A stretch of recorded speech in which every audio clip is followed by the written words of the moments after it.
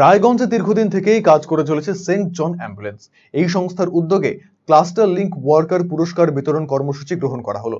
বীরনগরে অবস্থিত সেন্ট জন অ্যাম্বুলেন্সের সভাগৃহে এদিন ক্লাস্টার ওয়ার্কারদের শুভেচ্ছা জানায় কর্তৃপক্ষ।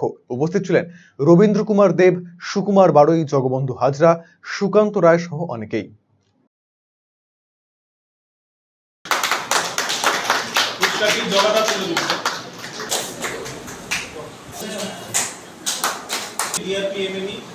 এবং জোনাল সুপারভাইজারদের একটা নাম্বার ছিল, এভাবে বলা যাবে না। মানে আমরা দেখেছি যে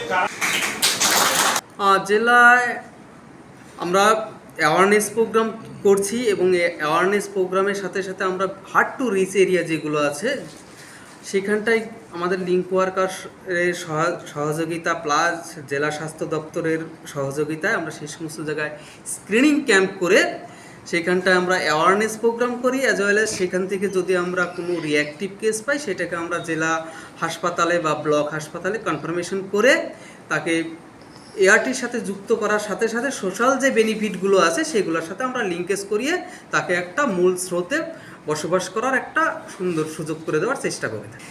এই সবাই মিলে আমরা এই কাজটাকে এগিয়ে নিয়ে চলেছি জেলায়।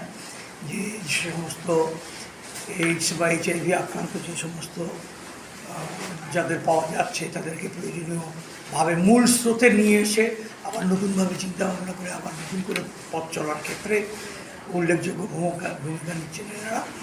এবং সবচেয়ে মজার জিনিস হচ্ছে এই মুহূর্তে পশ্চিমবঙ্গের মধ্যে উত্তর দিনাজপুরে এক কাজটা খুব দুর্ধর্ষ এবং দুর্দান্তভাবে হচ্ছে। কিছুক্ষণ আগে আমাদের জেলা আধিকারিক যিনি সরকারি লেভেল থেকে এসছেন তিনি ঘোষণা করেছিলেন, এবং এটা আমাদের কাছে খুব আনন্দের ব্যাপার যে গ্রাসরুট লেভেলে যে সমস্ত ছেলেমেয়েরা কাজ করছে তাদের জন্য আমি খুব গর্ব অনুভব করি যে মানুষের পাশে দাঁড়িয়ে মানুষের জন্য যে কাজ করা যায় সেটা ওরা হাতে কলমে করে দেখাচ্ছে।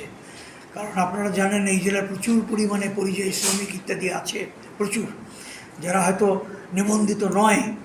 এইরকম ক্ষেত্রটায় আমাদের ছেলেমেয়েরা এই সমস্ত পরিযায়ী শ্রমিক তথা অন্যান্য ক্ষেত্রগুলোতে নিজেরা এই জেলাতে প্রায় 1700 গ্রাম আছে, সেখানে 100টা গ্রামকে চিহ্নিত করে সেখানে পৌঁছে যাওয়া, বাকিগুলো পড়ে আছে। আগামী দিনে আমরা আরও ভালো জায়গায় পৌঁছতে পারবো এই বিশ্বাস আমার।